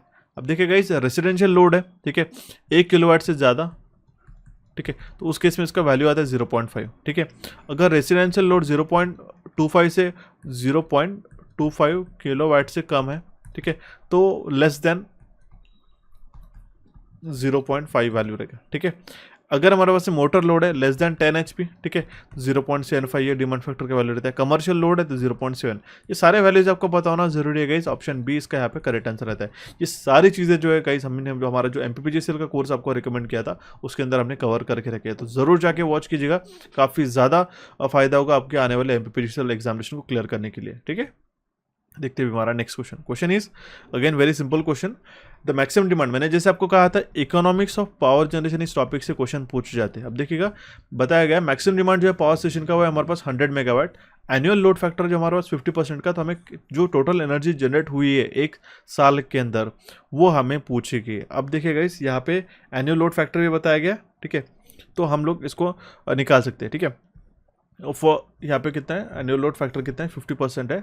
ठीक है, तो हम लोग वैल्यू सब्स्टिट्यूट कर लेते हैं। ठीक है, लोड फैक्टर का कितना है हो जाएगा हमारे पास 0.5 will be equals to energy हम लोग निकालेंगे जो हमें निकालने की बाकी है ई डिवाइड बाय, ठीक है, कितना मैक्सिमम डिमांड है हमारे पास 100 मेगावाट। ये सेम फॉर्मूला से हम लोग निकाल रहे हैं 100 इंटू 10⁻⁶ मल्टीप्लाइड बाय 365 इंटू हमारे पास आ जाएगा 24, या फिर डायरेक्टली इसको 365 इंटू 24 8760 का ही वैल्यू आप ध्यान में रख सकते हो। ठीक है, तो इस कंप्लीटली इक्वेशन को सॉल्व करने के बाद जो हमारे पास एनर्जी निकल के आती है गाइस वो आती है हमारे पास में 4380 into 10⁻⁵ kilowatt hour. Option D इसका करेक्ट आंसर आता है। अगेन मैं आपको बार बार कहूँगा गाइस ये जो सेशन है इसको बिल्कुल भी स्किप मत कीजिएगा, यूट्यूब पे फ्री में अवेलेबल है, इसको बिल्कुल आपको डिटेल में अच्छी तरीके से देखना होगा और शायद इसके हो सके तो इसके नोट्स भी प्रिपेयर करने होंगे। जैसे मैं आपको मेंशन किया इस वीडियो से 2 से 3 प्रश्न हर एग्जामिनेशन ने पूछे थे, एक सेम क्वेश्चन पूछा गया था, अगेन आप देख सकते हो इसी के उसके बाद जो है हमारे पास में अगेन दूसरा क्वेश्चन यहाँ पे भी पूछा गया है। ठीक है, कंटिन्यू करते हुए हमारे नेक्स्ट क्वेश्चन की ओर। Question is the full name of a SL type of cable is dash. ठीक है, SL मतलब होता है सेपरेट लीड टाइप केबल। ठीक है, केबल्स एंड उसका डिस्टिंग्विश्ड हमारे पास कैरेक्टरिस्टिक्स है वो उसका जो सेशन है मैंने गाइस हमारे कोर्स के अंदर ऑलरेडी डिटेल में पढ़ा के रखा है गाइस। ठीक है, उसके अंदर हार्मोनिक से लेके हमारे पास लीड शीट का क्या इस्तेमाल होता है, कौन से टाइप के केबल्स यूज होते हैं, उसका वोल्टेज रेटिंग, सभी चीज़ें आपको अच्छी तरीके से पढ़ के जाने की, चाहे वो प्रेशर केबल हो बेल्टेड केबल, उसके कैरेक्टरिस्टिक्स क्यों ना हो। ठीक है, तो इसी तरीके से आपको बेसिक सा क्वेश्चन पूछा गया था फुल फॉर्म के माध्यम से। ओके, SL का फुल फॉर्म क्या है, separate lead type cable. Option C इसका करेक्ट आंसर आता है। अभी देखने में आपको सुनने में काफ़ी इजी लग रहा होगा, लेकिन जब आपको एग्जामिनेशन में आपको पता ही नहीं रहती चीज़ें व्हाट इज SL टाइप, तो standard line, straight line, separate lead, इतना हम लोग टाइम स्पेंड करते थे और बेसिक से क्वेश्चन को हम लोग गलत करके आ जाते, तो ये चीज़ें आपको अवॉइड करने देंगे अगर इवन इफ आपका पेपर ईजी क्यों ना आए। ठीक है, कंटिन्यू करते हुए हमारे नेक्स्ट क्वेश्चन की ओर। Question is depending upon the voltage to be handled switch gear may be broadly classified into dash. ठीक है, जो भी वोल्टेज है हमें उसको कैरी फॉरवर्ड कर रहा है, ठीक है, या फिर हमें हैंडल करना है, तो जो स्विच गियर है indoor type and outdoor type के दो कैटेगरीज में हम लोग डिवाइड कर सकते हैं। ओके, ऑप्शन बी इसका करेक्ट आंसर आता है। ठीक है, डिस्ट्रीब्यूशन, जनरेशन एंड ट्रांसमिशन के सारे सेशन आपको पावर सिस्टम के सेशन में हमने ऑलरेडी प्रोवाइड करके रखे, उसको डिटेल में जाके पढ़ना होगा, काफ़ी आपको हेल्प मिलेगी। Next question is which of the following insulating material can not be use for high voltage cable. इनमें से कौन सा हाई वोल्टेज केबल के लिए इंसुलेटिंग मटेरियल यूज नहीं कर सकते, सिल्क हम लोग यूज नहीं कर सकते। ऑप्शन सी इसका करेक्ट आंसर आ जाता है। ठीक है, वीआर जिसको हम लोग कहते हैं वल्कनाइज इंडियन रबर, ठीक है, पीवीसी पॉलीविनिल क्लोराइड हो गया, वार्निश कैम्ब्रिक हो गया, ठीक है, पॉलीथिलीन हो गया, ठीक है, ये हम लोग जनरली यूज करते हैं, बट सिल्क जो है it is not preferable for the high voltage cable. So बढ़ते हुए हमारे नेक्स्ट क्वेश्चन की ओर। Question is find the Norton's equivalent current source IN if the following circuit is converted into the equivalent Norton circuit. इस circuit को अगर हमने Norton equivalent circuit में कन्वर्ट किया तो उससे जनरेट होने वाला जो हमारा IN का वैल्यू रहेगा वो हमें पता करना है, और इसका करेक्ट आंसर मुझे कमेंट बॉक्स में कमेंट करना रहेगा। ठीक है, यह ऐसा आपको होमवर्क की तरह दे रहा होगा। ठीक है, आपको पता होगा नॉर्टन इक्विवेलेंट में हमारा एक करंट सोर्स रहता है और उसके पैरेलल में हमारे पास नॉर्टन इक्विवेलेंट रेजिस्टेंस रहता है। जिस तरीके से हम लोग थेवेनिन इक्विवेलेंट निकालते हैं, थेवेनिन इक्विवेलेंट में हमारे पास एक वोल्टेज सोर्स रहता है VTH एंड उसके एक सीरीज में हमारे पास में RTH का वैल्यू रहता है। ठीक है, उसी तरीके से दोनों भी थ्योरम्स काफी इंपॉर्टेंट रहेंगे आपके एग्जामिनेशन के लिए। ठीक है, करेक्ट आंसर मुझे कमेंट बॉक्स में कमेंट जरूर कीजिएगा। Next question is in a belted type cables used for voltage about 22 kV। ठीक है, अगर हमें पूछा गया in a belted type cable used for voltage about 22 kV, उससे क्या इफेक्ट होगा हमें पूछा गया। ठीक है, अब आपको पता है बेल्टेड केबल्स हमारा जो है जनरली 11 kV के रेंज के लिए हम लोग यूज करते हैं। ठीक है, अप टू 11 के लिए इसके लिए यूज करते हैं। हमारा स्क्रीन केबल रहता है 22 से लेके 66 kV के बीच में, एंड हमारे जो प्रेशर केबल्स रहते हैं बियॉन्ड 66 kV हम लोग उसको यूज करते हैं। ठीक है, अगर बेल्टेड केबल्स मान लो यूज किया गया वोल्टेज अबाउट 22 kV, तो उस केस में दोनों भी radial as well as tangential stresses जो है वो डेवलप हो गए, इसलिए इसका करेक्ट आंसर आ जाएगा हमारे पास ऑप्शन ए। इसमें कंडीशन बताई थी और उस कंडीशन के अकॉर्डिंगली आपको करेक्ट आंसर मेंशन किया करना था। ठीक है, नेक्स्ट क्वेश्चन इज अगेन हमारे पास ट्रू और फॉल्स पूछा गया कि आउटडोर सबस्टेशन जो रहते हैं काफी कॉस्टलियर रहते हैं, महंगे रहते हैं as compare to the indoor substation. नहीं, आउटडोर सबस्टेशन में हमारे पास में जो है स्पेस अवेलेबिलिटी काफी ज्यादा होने के कारण जो है, ठीक है, ये चीपेस्ट रहता है, एंड इंडोर सबस्टेशन के मामले में उसकी कॉस्ट जो लागत मूल्य है वो भी हमारी कम रहती थी। ये स्टेटमेंट हमारा गलत हो जाएगा। इंडोर सबस्टेशन जो है इसमें कोई भी मेंटेनेंस नहीं लगता, ये हमें पूछा गया, इनफैक्ट ये गलत है, दोनों स्टेटमेंट हमारे इनकरेक्ट हो जाएगी। इंडोर सबस्टेशन में इनफैक्ट ज़्यादा मेंटेनेंस रिक्वायर्ड रहता है हमारे पास में, क्योंकि काफ़ी कॉम्पैक्ट हमारे पास स्पेस रहती है और उसमें हमें सारे इक्विपमेंट को, switch gear and protection equipments को हमें इंस्टॉल करना रहता है। ठीक है, तो दोनों स्टेटमेंट गलत है, ऑप्शन बी इसका करेक्ट आंसर आएगा। Next question is which of the following is not a valid as far as alternative names used for the IGBT are concerned। ठीक है, इंसुलेटेड गेट बाइपोलर ट्रांजिस्टर के अलग अलग जो नाम होते हैं, ठीक है, वो इनमें से कौन सा इसमें से ऑप्शन करेक्ट नहीं है पूछा गया, तो उसका करेक्ट आंसर है IGCT। ठीक है, ये गलत हो जाएगा। कॉम्फेट अगर आपने पहली बार सुना होगा तो उसका फुल फॉर्म में मेंशन कर देता होगा, इस conductivity modulated field effect transistor इसको कहते हैं। ठीक है, जेमफेट जिसका मतलब क्या होता है, gain modulated field effect transistor. ठीक है, जितना IGT का फुल फॉर्म होता है insulated gate transistor. These all are associated with the IGBT। ये सारे IGBT से एसोसिएटेड है, लेकिन IGCT ये एसोसिएटेड नहीं है, इसलिए इसका करेक्ट आंसर आ जाता है हमारे पास ऑप्शन ए। काफी फंडामेंटल और कॉन्सेप्चुअल क्वेश्चन था, जरूर इसको लिख के रखिएगा guys. Next question is the use of Buchholz relay for the protection of oil immerse transformer of rating less than is generally uneconomical. ठीक है, जो ऑयल इमर्स ट्रांसफार्मर में बुकोज रिले का इस्तेमाल होता है, ठीक है, जो गैस एक्चुएटेड रिले है हमारे पास, ठीक है, वो कौन से केवीए के रेंज के लिए, उससे कम रेंज के लिए वो अनइकोनॉमिकल हो जाता है, वो है हमारे पास 750 केवीए के लिए। ऑप्शन डी इसका करेक्ट आंसर आ जाता है। ठीक है, तो जनरली जो यूज रहता है बुकोज रिले का for the protection of oil immerse transformer, ये generally rating less than 500 KVA के लिए अनइकोनॉमिकल हो जाता है, लेकिन एज पर द ऑप्शन हमारे पास ऑप्शन डी इसका करेक्ट आंसर आ जाता है। Next question is what will be the peak value of the sinusoidal voltage above whose RMS value is 115 into √2 volts. काफी सिंपल सा क्वेश्चन था गाइस। ठीक है, फॉर्मूला पता होना चाहिए आपको, VRMS will be equals to VM by √2। VM by √2। अब देखिए यहाँ में हमारे पास क्या वैल्यू पूछेगी, पीक वैल्यू क्या रहेगी, दैट मीन्स हमें मैक्सिमम वैल्यू पूछा गई है, तो हमारे पास VM का वैल्यू आ जाएगा।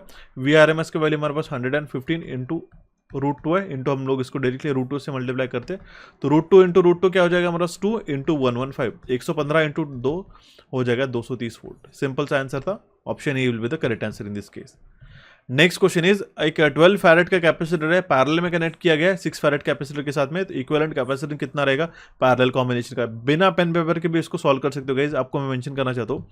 कैपेसिटेंस जो है, ठीक है, पैरेलल में हम लोग जोड़ते हैं, ठीक है, एक हमारे पास 12 फैरेड का और एक हमारे पास 6 फैरेड का, तो इसका एक इक्विवेलेंट जो कैपेसिटेंस निकल के आता है वो हमारा डायरेक्टली एडिशन रहता है, ध्यान दीजिएगा, ठीक है। It is an addition of both the capacitance, that means 18 farad इसका करेक्ट आंसर आ जाएगा, ऑप्शन बी। यही अगर हमारे पास कैपेसिटेंस सीरीज में जुड़े रहते हैं, ठीक है, ये 12 का एंड ये 6 का, तो हमारा इक्विवेलेंट कैपेसिटेंस कितना निकलता है, 12 into 6 upon 12 plus 6 which is 18, ठीक है। ये जस्ट वाइस वर्सा रहते हैं हमारे पास रजिस्टर के सीरीज एंड पैरेलल कॉम्बिनेशन के अकॉर्डिंगली, ठीक है। Option D will be the correct answer in this case. और अगर आप यहाँ तक सेशन देख रहे हो गाइस और सेशन और क्वेश्चन समझ में आ रहे हैं तो जरूर चैनल को सब्सक्राइब कीजिएगा। नेक्स्ट सेशन बनाने के लिए हमें काफी मोटिवेशन मिलता है, प्रीवियस सेशन को हम लोग रेफरेंस ले लेते हैं, अगर आपका रिस्पॉन्स काफी अच्छा मिलता है तो हम लोग जल्दी से जल्दी नेक्स्ट शिफ्ट 3 का भी सेशन आपको जल्दी से जल्दी प्रोवाइड करा दूंगा, ठीक है। So the next question is with reference to the line protection state true or false for the following statement। Line reference के लाइन प्रोटेक्शन के रेफरेंस में हमें दो स्टेटमेंट बताए गए। पहला स्टेटमेंट है in the event of short circuit the circuit breaker closest to the fault should open, बराबर है, जहां पे फॉल्ट हुआ है उसके नियरेस्ट का जो उसके पास का सर्किट ब्रेकर ऑपरेट होना चाहिए, ये स्टेटमेंट करेक्ट है।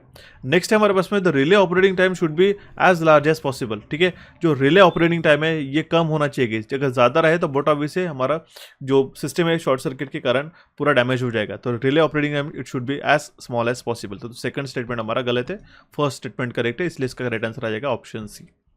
The next question is find the current I5 in the following diagram if I1, I2, I3, I4 will be equal to 3 ampere, ठीक है। अब देखिए I2 का भी वैल्यू हमारे पास 3 एम्पियर है, ये आउटगोइंग करंट है, ठीक है। I3 भी जो है हमारे पास में हमें कैलकुलेट करना है I5 का वैल्यू, दैट मीन्स ये करंट हमें फाइंड आउट करना है, ठीक है।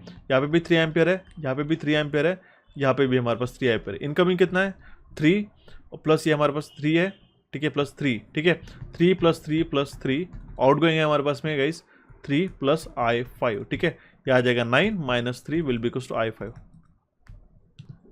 ओके, देखिए मैं मेंशन कर देता हूँ 9 will be equals to 3 plus I5, ठीक है, तो I5 will be equals to 9 minus 3 will be equals to 6 ampere, option B इसका करेक्ट आंसर आ जाएगा। दैट मीन्स जो I5 करंट जो हो रहा है, ठीक है, ये सेंट्रल नोड से, तो वो रहेगा हमारे पास 6 एम्पियर का। Okay, option B will be the correct answer in this case.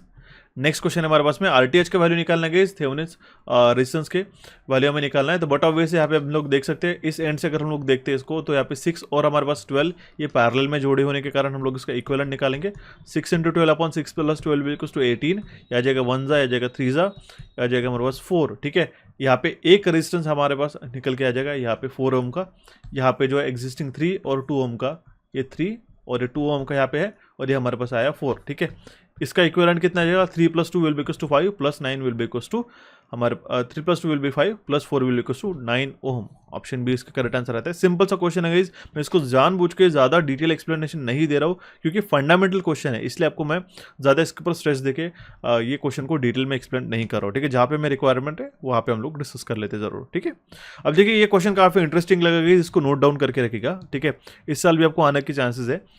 एक 6 पोल का इंडक्शन मशीन है जो एज अ इंडक्शन जनरेटर करके वर्क कर रहा है। देखिए गाइस, एक induction machine as a induction generator करके वर्क कर रहा है। अगर सप्लाई फ्रीक्वेंसी 60 हर्ट्ज है और रोटर करंट फ्रीक्वेंसी 5 हर्ट्ज है, तो हमें स्पीड ऑफ रोटर कितना होगा ये हमें क्वेश्चन पूछा गया। थोड़ा सा आपको ध्यान दीजिएगा, जब भी हमारा 3 phase induction machine as a induction generator work करते हैं तो यहाँ पे स्लिप का वैल्यू कितना आ जाता है, slip will be equals to, ठीक है, माइनस NS प्लस NR, ठीक है, डिवाइड बाय NS, ठीक है। ये आपको कॉन्सेप्ट आपको पता होना चाहिए, ठीक है। अब देखिएगा इस यहाँ पे जो है हमारे पास में, अगर हम लोग रोटर फ्रीक्वेंसी की बात करें FR, वो कितना होता है slip times of supply frequency, बराबर है, ठीक है। तो हम लोग स्लिप का वैल्यू निकाल सकते हैं क्योंकि रोटर फ्रीक्वेंसी हमारे पास 5 हर्ट्ज है, स्लिप का हमारे पास वैल्यू निकालना रहेगा, और S का वैल्यू F का value is already given which is as a 60, ठीक है। तो यहाँ पे हमने क्या निकाल लिया गया, यहाँ पे स्लिप का वैल्यू निकाले, slip will be equals to what 5 divide by 60, इसका हम लोग निकाल लेते तो ये हो जाएगा 1/12, ठीक है। स्लिप का वैल्यू आ गया 1/12। अब देखिए इस वाले फॉर्मूला में हम लोग सारे वैल्यू सब्स्टिट्यूट कर लेते हैं। 1/12 will be equals to minus यहाँ पे कितना आ जाएगा NS, सिंक्रोनस स्पीड का हमारे पास वैल्यू निकालना है, हमारे पास 6 पोल का मशीन है 60 हर्ट्ज का, ठीक है। तो NS will be equals to 120 into F divide by P, ठीक है। P हमारे पास में 6 पोल है, F का वैल्यू हमारे पास में 60, ठीक है। ये आ जाएगा हमारे पास में यहाँ पे 10, ठीक है। 120 into 10 will be equals to 1200 RPM, ये आ गया हमारे पास में एन एस का वैल्यू, ठीक है।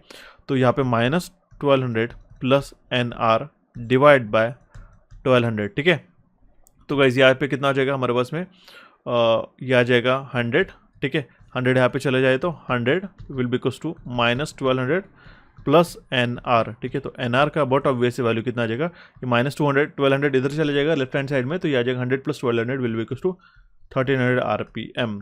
क्लियर है, ऑप्शन डी इसका यहाँ पे करेक्ट आंसर आया कि नहीं, करेक्ट आंसर आ जाते हैं, ठीक है। काफी सिंपल सा क्वेश्चन था, एक कॉन्सेप्ट के ऊपर आपका ये फंडामेंटल डिपेंड करता है, ठीक है। बहुत बार इसमें बच्चे कंफ्यूज हो जाते हैं और इसमें गलत आर्बिट्री आंसर मार्क करके आ जाते हैं, ठीक है।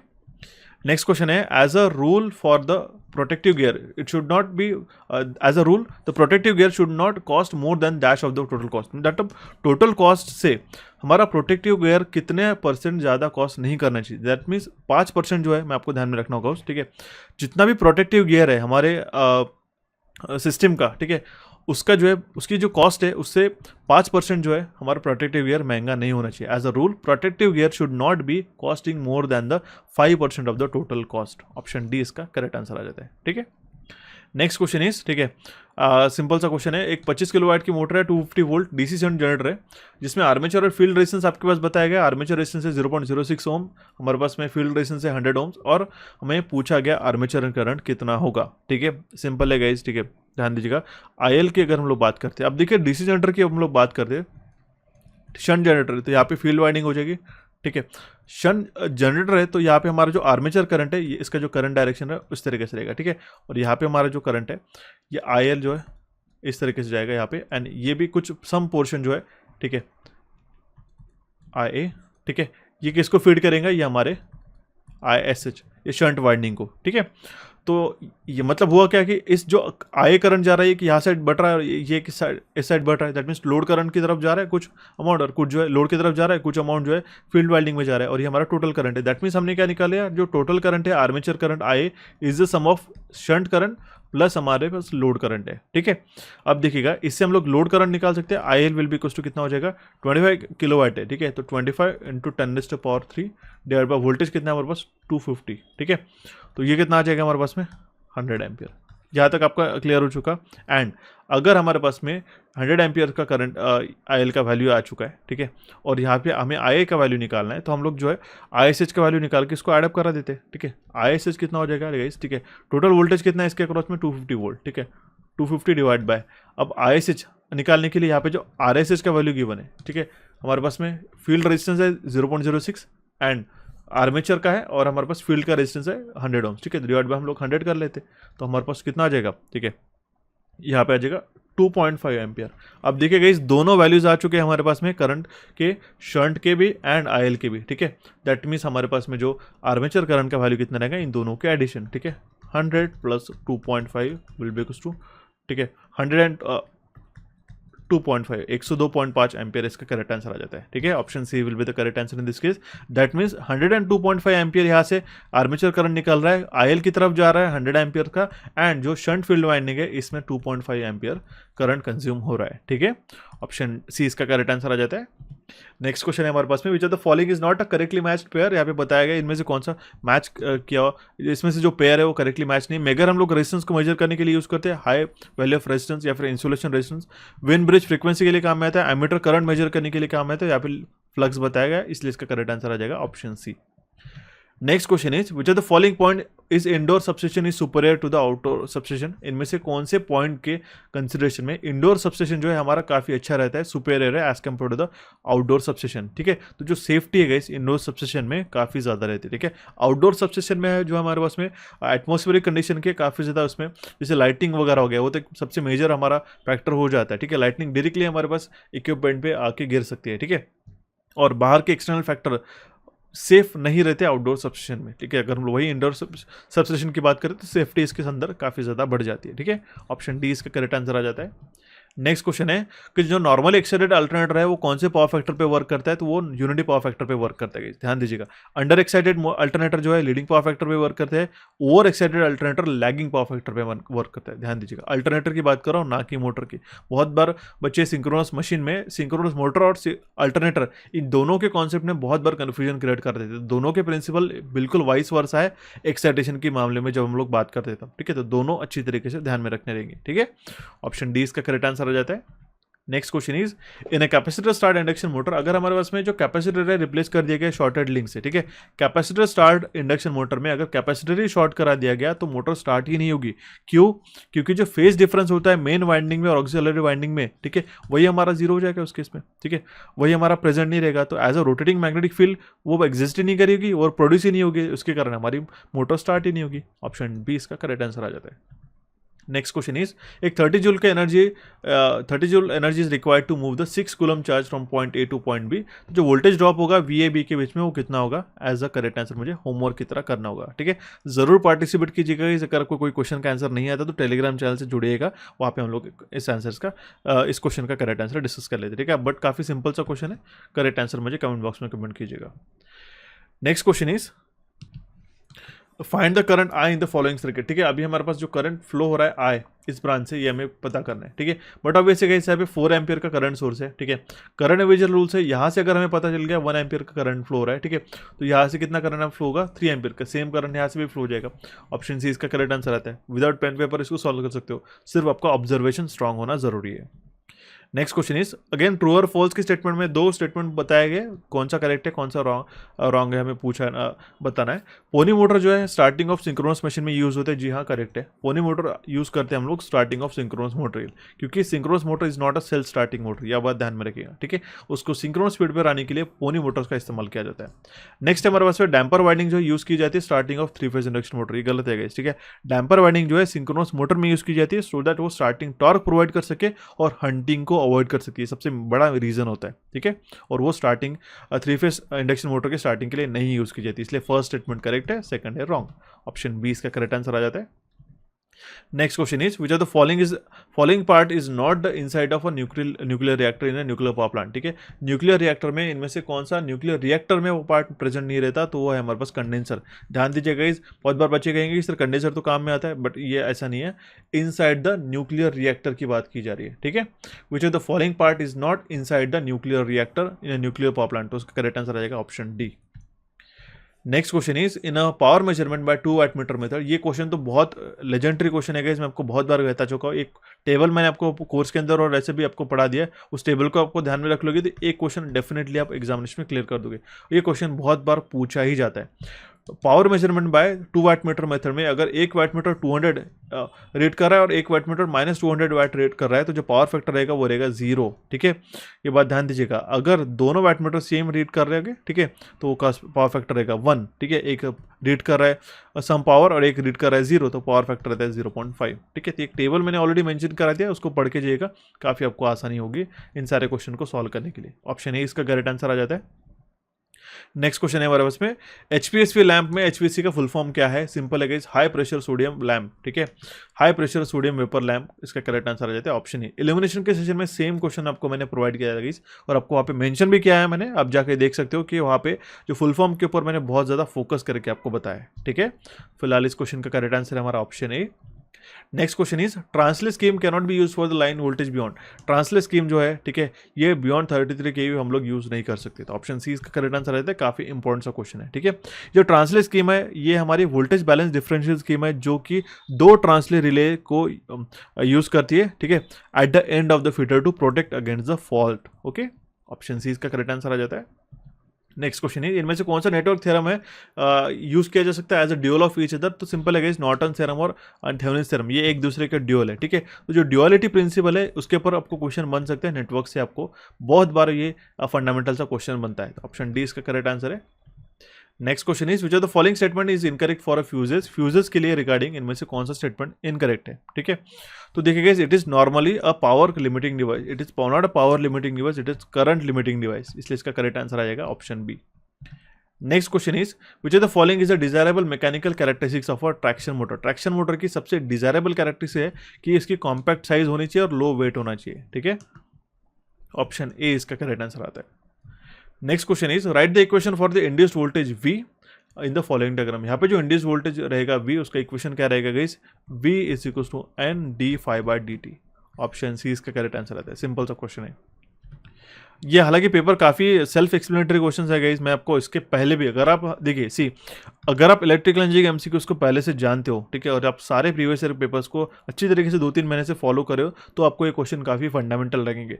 जो भी एस्पिरेंट फर्स्ट टाइम चैनल को देख रहे हो और आपको अगर आपको सेशन काफ़ी स्पीड में लग रहा होगा कि हम लोग काफ़ी क्विकली एक्सप्लेन करके आगे मूव ऑन करें, तो मैं आपको बताना चाहता हूँ ज़रूर हमारे सारे प्रीवियस ईयर क्वेश्चन को जाके देखेगा गाइस, ठीक है। ऑलमोस्ट नहीं तो भी 10-15, तो आपको समझ में आ जाएगा कि ये जो क्वेश्चन की लेवल थी ये काफ़ी फंडामेंटल थी, ठीक है।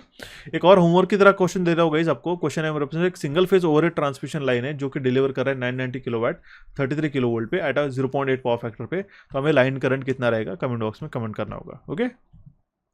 Next question is false turn on of a thyristor by large dV/dt can be prevented by using dash circuit in a dash with a device, ठीक है। तो जो स्नबर सर्किट का इस्तेमाल करके जो है फॉल्स टर्न ऑन जो होता है थायरिस्टर का, वो हम लोग अवॉइड कर सकते हैं जब हम लोग स्नबर सर्किट में एक पैरेलल में ये कनेक्ट करते हैं, तो ठीक है। ऑप्शन डी इसका करेक्ट आंसर आ जाता है, ठीक है।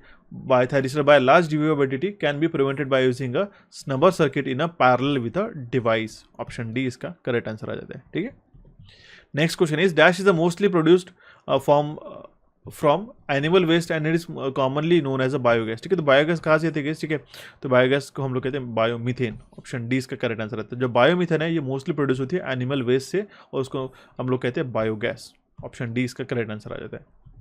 Next question is using a superposition theorem find the V not of the following circuit, ठीक है। यहाँ पे जो V नॉट है गाइस मैं मेंशन कर देता हूँ, ये 6 एम्पियर का करंट सोर्स है, 2 ओम का है, ये 2 ओम का है, ये 1 ओम का रेजिस्टेंस है, यहाँ पे 18 वोल्ट का सोर्स है वोल्टेज सोर्स, यहाँ पे 4 ओम का रेजिस्टेंस है, ठीक है। तो यहाँ पे आपको V नॉट का वैल्यू पता करना है। करेक्ट आंसर कमेंट बॉक्स में कमेंट कीजिएगा। जो करेक्ट आंसर मुझे यहाँ पे करेक्ट आंसर कमेंट बॉक्स में कमेंट करेंगे विद एक्सप्लेनेशन, आपको टेलीग्राम पे करना होगा, उनका नाम मैं आपको शाउट आउट को प्रोवाइड करा दूंगा हमारे नेक्स्ट सेशन के अंदर, ठीक है। तो ज़रूर इसका सॉल्यूशन जो है हमें टेलीग्राम पे प्रोवाइड कीजिएगा एज ए कमेंट बॉक्स में कमेंट करके, ठीक है, पेन पेपर मेथड में, ओके। काफ़ी सिंपल सा क्वेश्चन है। आपको 2-3 क्वेश्चन आपको एज ए होमवर्क की तरह दे रहोगे, बिल्कुल भी स्किप मत कीजिएगा। अगर आपको कहीं दिक्कत जा रही है तो ज़रूर आप हमसे पूछ सकते हो। नेक्स्ट क्वेश्चन है हमारे पास में कि इनमें से पूछा गया कि PMMC इंस्ट्रूमेंट के लिए, ठीक है, इनमें से कौन सा स्टेटमेंट करेक्ट है, ठीक है। तो लो पावर कंजम्पशन, ठीक है, ये इसमें से करेक्ट हो जाएगा, ठीक है। PMMC इंस्ट्रूमेंट्स के कुछ एडवांटेज हो गए इसकी, high torque to weight ratio गए, ठीक है। यहाँ पे नॉन यूनिफॉर्म स्केल बताया गया है, ठीक है, very narrow range, low torque to weight ratio, ये भी स्टेटमेंट गलत हो जाएगा। लो पावर कंजम्पशन ये हमारा स्टेटमेंट करेक्ट है regarding the permanent magnet moving coil instrument, okay. Next question is with reference to the power generation the initial cost of dash power plant is highest and the running cost of a dash power plant is lowest, ठीक है। Power generation के context में अगर हम लोग बात करें तो इनिशियल कॉस्ट मतलब लागत मूल्य जो है हमारे न्यूक्लियर पावर प्लांट की ज़्यादा रहती है एंड जो रनिंग कॉस्ट है हमारे पास में हाइड्रोइलेक्ट्रिक पावर प्लांट की वो काफ़ी कम रहती है, ठीक है। ऑप्शन ए इसका करेक्ट आंसर आ जाता है। Next question is in a 3-wire DC system the voltage between the two outers is 300 volt. Find the voltage between the one outer and the neutral, ठीक है। दो आउटर के बीच में जो हमारे पास वोल्टेज है, ठीक है, वो हमारे पास 300 वोल्ट है। तो एक आउटर और एक न्यूट्रल के बीच में वोल्टेज कितना रहेगा 150 वोल्ट। सिंपल है। ऑप्शन डी इसका करेक्ट आंसर आ जाता है। Next question is electrical drawing के कॉन्टेक्स्ट में यहाँ पे जो सिंबल यूज किया गया है ये किसका है गाइस, ये हमारे लाइट बल्ब का है। ऑप्शन सी इसका करेक्ट आंसर आ जाता है। एंड अगर आपको एक फ्री ई बुक चाहिए, प्रिंटेबल ई बुक गाइस, जिसको आप डाउनलोड करके प्रिंट आउट भी कर सकते हो, सारे सिंबल के जितने भी इलेक्ट्रिकल इंजीनियरिंग में सिंबल्स यूज होते हैं, तो आज ही टेलीग्राम चैनल पर फॉलो कीजिएगा। टेलीग्राम चैनल को डाउनलोड करके ज्वाइन करके आप उसमें से एक PDF डाउनलोड कर सकते हो। अगर आपको PDF नहीं मिलती तो आप इस नंबर पर व्हाट्सएप कीजिएगा, मैं आपको पर्सनली वो PDF शेयर करा दूंगा। तो काफ़ी इंटरेस्टिंग है वो आपके आने वाले एग्जामिनेशन के लिए। सारे एक ही हमने सारे इलेक्ट्रिकल इंजीनियरिंग MCQs के जो सिंबल्स होते हैं, ठीक है, वो सारे हमने इसके अंदर इंक्लूड करके रखे, जिसमें से एक नया क्वेश्चन आपको डेफिनेटली पूछा जाता है, ठीक है। ऑप्शन सी इसका करेक्ट आंसर आ जाता है गाइस। देखते हैं हमारा नेक्स्ट क्वेश्चन की ओर। Question is skin effect is observed in mainly in dash, ठीक है। तो स्किन इफेक्ट जो है जनरली इंडक्शन हीटर में ऑब्जर्व होता है। ऑप्शन ए इसका करेक्ट आंसर आ जाता है। सिंपल सा क्वेश्चन था। स्किन इफेक्ट आपका ट्रांसमिशन से जुड़ा हुआ काफी इंपॉर्टेंट फैक्टर है जहां से आपको क्वेश्चन एग्जामिनेशन में बहुत बार पूछे जाते हैं। The next question is in a 3-phase induction motor the rotor resistance equals to the rotor reactance, what will be the starting torque, ठीक है। ये कंडीशन होती है गाइस मैक्सिमम टॉर्क की, ठीक है। जब हमारे पास में जो रोटर रेजिस्टेंस है, ठीक है, हमारा रोटर रिएक्टेंस की जितना हो जाता है तो उस केस में हमारे पास मैक्सिमम टॉर्क हमारा अचीव हो जाता है। ऑप्शन सी इसका करेक्ट आंसर है। काफ़ी आसान और काफ़ी सिंपल हमें ये लग रहा है गाइस, ठीक है। जितने भी हम लोग ये क्वेश्चन डिस्कस करें आज के इस शिफ्ट में, ठीक है। अभी हम लोग नेक्स्ट शिफ्ट जब डिस्कस करेंगे तो उस केस में थोड़े से क्वेश्चन लेवल अप है, वो आपको अच्छी तरीके से देखने रहेंगे। नेक्स्ट क्वेश्चन इज, जब हमारा एक वोल्टेज है 200 वोल्ट, ये मेजर किया जाता है एक वोल्ट मीटर के द्वारा, तो जब 5 सक्सेसिव रीडिंग जो है हमारे पास इस तरीके से मिलती है कि एक रीडिंग बताता है हमारे 204 वोल्ट, एक 205 वोल्ट, एक 203 वोल्ट, 205 वोल्ट और 203 वोल्ट, तो हमारे पास परसेंटेज एक्यूरेसी एंड प्रिसीजन कितना होगा, ये आपको करेक्ट आंसर इसका करेक्ट कमेंट बॉक्स में कमेंट करना होगा, ठीक है। काफ़ी इंपॉर्टेंट है। परसेंटेज एक्यूरेसी का जो फॉर्मूला रहता है वो रहता है true value minus average value divide by true value into 100, ठीक है। एक आपको मैंने बता दिया हिंट, तो आप उसकी बाकी भी वैल्यूज आपको निकाल के सॉल्व करने का। काफ़ी इंटरेस्टिंग सा क्वेश्चन है, ज़रूर इसका करेक्ट आंसर मुझे कमेंट बॉक्स में कमेंट कीजिएगा, ठीक है। अगर आपने इसका सेल्फ एक्सप्लेनेशन दे दिया गया इस टेलीग्राम पे तो I would definitely appreciate it, ठीक है। तो ज़रूर इसमें पार्टिसिपेट कीजिएगा। अगर आपको नहीं आता है तो मुझे कमेंट बॉक्स में कमेंट कीजिएगा, नेक्स्ट सेशन में सारे होमवर्क के क्वेश्चन मैं आपको कवर अप करा दूंगा। Next question is, single phase line consist of a 2 parallel conductor which forms a dash loop of dash, ठीक है। तो बता रहा है एक सिंगल फेज लाइन के अंदर 2 पैरेलल कंडक्टर रहते हैं, ठीक है, जो कि एक रेक्टेंगुलर फॉर्म तैयार करती है और जिसके अंदर एक पूरा सिंगल टर्न रहता है, ठीक है। Single phase line consist of the 2 parallel conductor, एक फेज रहता है और एक न्यूट्रल रहता है, ठीक है, जो कि एक लूप फॉर्म करती है, ठीक है, इन अ 1 टर्न, लूप ऑफ 1 टर्न, एक सिंगल टर्न हो गया ये, ठीक है, एक रेक्टेंगुलर फॉर्म करती है। अगर मान लो यहाँ पे बल्ब भी हमने कंसिडर कर लिया तो, ठीक है। ऑप्शन डी इसका करेक्ट आंसर आ जाता है। कुछ कुछ जो क्वेश्चन मैं आपको कहूँगा गाइस, बहुत बार इसमें जितना पेपर इजी था, मैंने बहुत सारे एस्पिरेंट्स की जो है अगर हम लोग कहेंगे इसके आंसर की जो रिलीज की गई थी तो हमने ऑब्जर्व किए तो छोटे छोटे क्वेश्चन में सिली मिस्टेक्स बहुत थी इस पेपर में, ठीक है। तो यही चीज़ें आपको अवॉइड करनी है। बहुत बार ओवर कॉन्फिडेंट होकर हम लोग छोटे छोटे सिली मिस्टेक्स बहुत बार करके आ जाते हैं जिससे हमारा स्कोर बनते बनते बिगड़ जाता है। तो ये आपको चीज़ें अवॉइड करनी रहेंगी। क्वेश्चन है हमारे उसमें कि dash is a basically single phase synchronous motor, इनमें से कौन सी एक सिंगल फेज सिंक्रोनस मोटर है? तो रिलक्टेंस मोटर एक हमारी एक सिंगल फेज सिंक्रोनस मोटर कहलाती है। ऑप्शन ए इसका करेक्ट आंसर आ जाता है guys. Next question is, which of the following statement is incorrect for the wind energy? Wind energy से जुड़ा हुआ इनमें से कौन सा स्टेटमेंट इनकरेक्ट है? तो वो है हमारा पास option D, it has a negative impact on the environment and wildlife, ठीक है। ऐसा कोई नेगेटिव इंपैक्ट है क्या एनवायरमेंट पे विंड एनर्जी का? नहीं, हालांकि तो रिन्यूएबल सोर्स ऑफ एनर्जी, तो कोई भी इसमें इंपैक्ट होना नहीं चाहिए एनवायरमेंट पे, लेकिन यहाँ पे स्टेटमेंट गलत दिया गया है, इसलिए इसका करेक्ट आंसर आ जाता है ऑप्शन डी। चलिए बढ़ते हुए हमारे नेक्स्ट क्वेश्चन की ओर। Question is, in the following figure if L1 is equal to 2 milli henry, L2 is equal to 3 milli henry and L3 will because to 7 milli henry, ठीक है। तो तीनों का इक्विवेलेंट हमारे पास इंडक्टेंस कितना आ जाएगा? इस तीनों का एडिशन हो जाएगा, 2 + 3 will because to 5 + 7 will because to 12 milli henry. Option D will be the correct answer in this case, ठीक है। इसका इक्विवेलेंट इंडक्टेंस निकल के आएगा 12 मिली हेनरी, ठीक है। ये थे गाइस 75 क्वेश्चन जो आपको शिफ्ट 2 में पूछे गए थे 28 अप्रैल 2023 में MPPGCL के एग्जामिनेशन में, ठीक है। आई होप आपको क्वेश्चन समझ में आए होंगे। कोई भी क्वेरीज आते तो जरूर कमेंट बॉक्स में कमेंट कीजिएगा। एंड हमने जो भी कोर्सेज आपको रिकमेंड किया आपके आने वाले एग्जामिनेशन के लिए, तो जरूर इसको ज्वाइन करके इसकी तैयारी शुरू कर देगा अभी से, ठीक है, जो कि आपको काफ़ी बूस्टअप करेगा। ट्रस्ट मी, जितने भी एस्पिरेंट ने अभी तक हमारे कोर्सेज एनरोल किए तो उनका काफ़ी क्विकली सिलेक्शन हो चुका है इस एग्जामिनेशन में, तो वो भी आपको मैं रिकमेंड करूंगा। अगर आप MPPGCL की तैयारी के लिए डेडिकेटेड हो, टारगेटेड हो, तो जरूर इस कोर्स को आप एनरोल कीजिएगा, ओके। साथ साथ अगर आपको नॉन टेक्निकल के 25 क्वेश्चन की भी आपको प्रिपरेशन करनी है तो आप क्वांटिटेटिव एप्टीट्यूड, हमारा रीजनिंग का कोर्स, ठीक है, जनरल नॉलेज का एंड हमारा जनरल इंग्लिश का कोर्स जो कि काफ़ी प्रूवन रह चुके हैं रिसेंट एग्जामिनेशन में, इसको आप ज्वाइन जरूर कीजिएगा। कैपिट्यूड्स के एप्लीकेशन पे अवेलेबल है। एंड आज के इस हमारे सेशन को आपके दोस्तों के साथ शेयर करना होगा। हमारे channel aptitudes and electrical engineering MCQs के आप क्लिक करके सब्सक्राइब कर सकते हो। टेलीग्राम चैनल से जुड़े रहना होगा एंड रिसेंट MPPGCL के पेपर्स को देखने के लिए आप इसको क्लिक करके यहाँ पे देख सकते हो। कोई भी क्वेरी आती तो हमें व्हाट्सएप नंबर पे दिए गए नंबर पे आप व्हाट्सएप भी करके पूछ सकते हो guys. So guys, thank you for watching this session, have a nice day. मिलते भी हमारे नेक्स्ट सेशन में जल्दी से जल्दी।